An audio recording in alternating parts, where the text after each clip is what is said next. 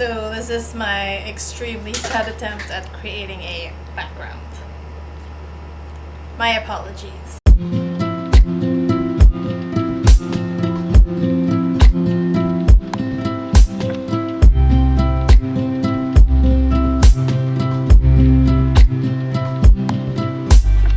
Hey guys! So today we are going to talk about Calatheas, or prayer plants, or STROMANTHES, or STENANTHES. They're called prayer plants because, as most of you know, their leaves move up and down depending on the time of day. They also have a bad reputation of being divas, mostly because they easily react to environmental stressors. And when they do react, they give very little indication on what really the problem is. So for example, if you overwater, the leaves turn brown. If you underwater, the leaves turn brown. If you expose it to the sunlight, the leaves will turn brown. So it's kind of hard to determine really what the problem is. But once you get the hang of what their needs are, alam mo na kung paano mag-water, alam mo na kung anong tamang humidity, then makikita mo naman mabait pala sila. Diba? Diba? Diba? Hindi. Hindi pa rin sila mabait. Listen.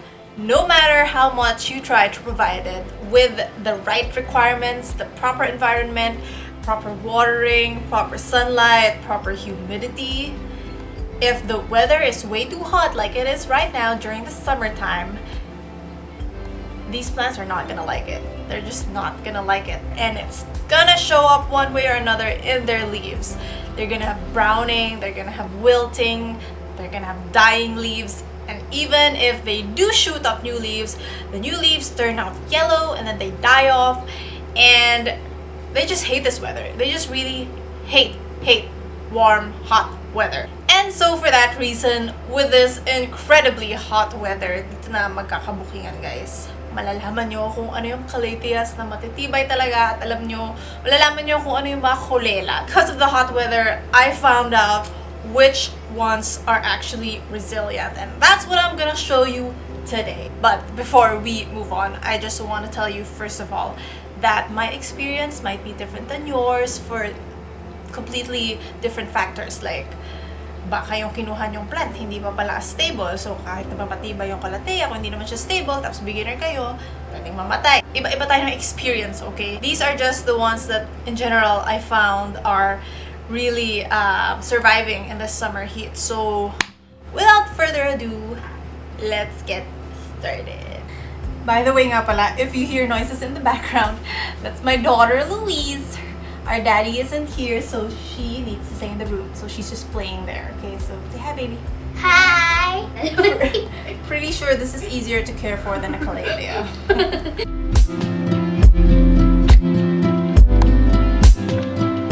Okay, so this first one is at the bottom of the list for obvious reasons. Nagpa-pray na siya! Okay, kanina hindi pa yan nakataas. But I'll insert a video, a proper video of this. This is the Maranta Lucernera Kirchoviana, or rabbit's foot for short. And the reason why I feel like this did well during the summer season is that, number one, it was still giving off new leaves. Despite the fact that a lot of leaves also died and dried up, it's still continuing to give off new leaves. And nilagay ko lang siya sa bottom of the list kasi medyo, naninilaw yung tips niya. It's still pretty lush. For me, at least, lush na to. And ayun yan, nag-grow nga siya ng continuously growing new leaves. I believe this plant deserves to be in this spot. Number 6, I have mis-ID'd this plant so many times.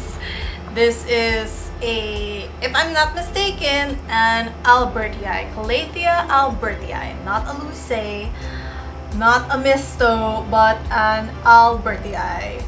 And ayan, although may mga browning siya sa tips and this new leaf right here, I don't think it's doing so well. Compared to my other Calatheas, this is pretty stable. It has minimal browning, it still has new leaves coming out, and ang ganda pa rin ng itsura niya. It's still lush, and despite the fact that I really haven't been humidifying this every single day, it still looks good.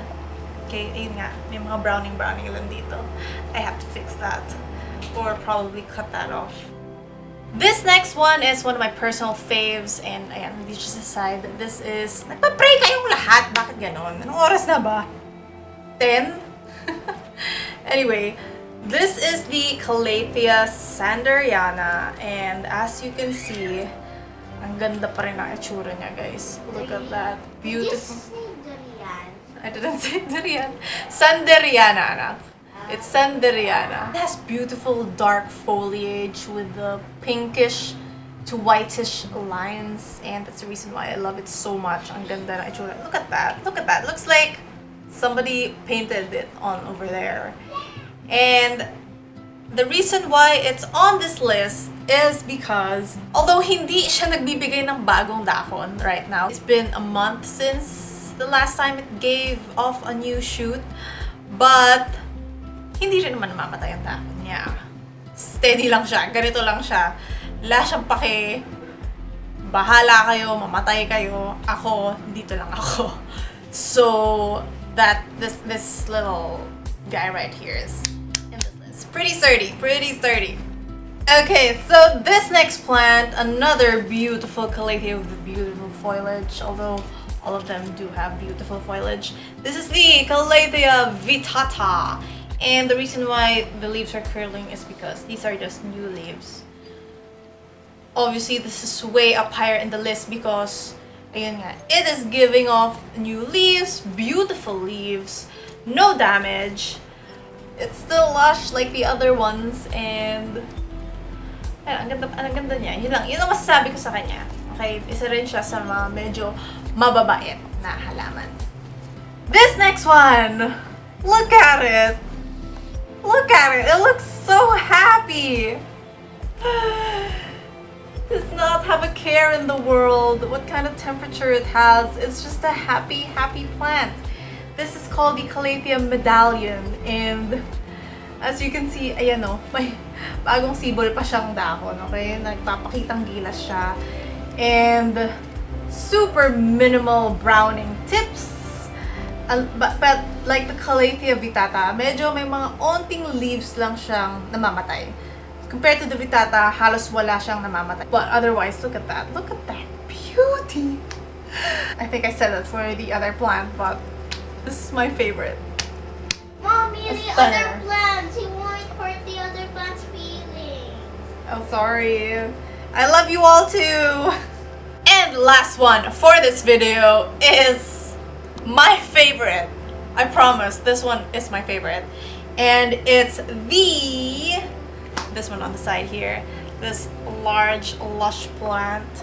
This is the Calathea Magic Star. Oh, ang ganda niya, guys! Ang ganda niya! Tinan mo yan, oh. I don't know if the camera can zoom in on that. I'm obviously just gonna insert another video on this, but it is a gorgeous plant, and isa pa lang yung namamatay ng dahon. Isa pa lang talaga. Ever since I bought this, isa pa lang yung nag-brown niya na dahon. And it is still continuously giving off new leaves. Lahat ng growth points niya currently has a new leaf coming out. Hindi naman lahat. Dalawa lang ata. Tatlo. Oo, tatlong growth points. Yung tatlong growth points niya, all of it have new leaves coming out. And it's just amazing. Oh, ganda niya. Tinan mo siya. I just want you to look at it and stare at it. And stop listening to me. Why? You told me to stop and stare at it. Yeah, but I don't think you find it pretty. It looks pretty. Really? Yeah, it looks pretty. Huwag mo nang pilitan, girl. Okay lang yan. So that's it. That's my list. Those are the 6 plants that I found are resilient in the summer heat and therefore are probably easier to care for beginners. Few tips before I sign off. Number 1, get a lush, stable plant. The more stable it is, the higher chances of it surviving. If you get a plant that's recently just been separated from the mother plant and then it's summer and then you're a beginner, you're probably gonna kill that plant. Props to you if you keep it alive, but don't feel bad if you kill it. You probably just chose the wrong plant lang talaga. It has to be lush, it has to be stable.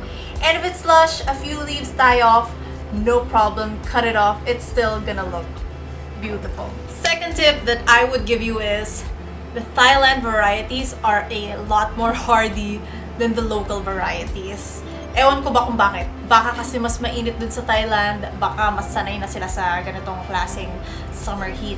But they are definitely stronger and a lot more hardy, and they thrive a lot more even during the summer heat. How many times did I say summer heat in this video? And then the third tip that I would give you is lol, I like your dance. I really like your dance. Darker, thicker leaves are also just in general a lot more tolerant of this summer heat. I don't know why, but that's just based off of my observation. I don't have any scientific evidence to back it up. But yung mga darker leaves na mas makakapal, na wala masyadong white variety, lol. Trust me, yung dalawang trio star ko, naghihingalo na. Ito, wala, talagang lash siyang pake, okay? So that's it for this video, you guys. My daughter seems to be obviously bored. I have to attend to her now, but I hope I was able to say everything that I need to say in this video. Let me know in the comments down below if your experience was different, if you felt like some of these varieties were actually harder to care for, and if you want to know where I bought these plants, or if you just want tips in general on how to care for Calatheas, then ayun nga, mag-comment ka. Malamang. Give this video a thumbs up. Don't forget to subscribe to my channel and click on the bell notification. Click on the bell notifications beside my subscribe button to get notified on when my next upload is. And it's summertime. I promise I'm going to try to be more consistent in my uploads. That is all. You want to say bye together, babe? Bye! Together! Okay! 3, 2, 1, Bye!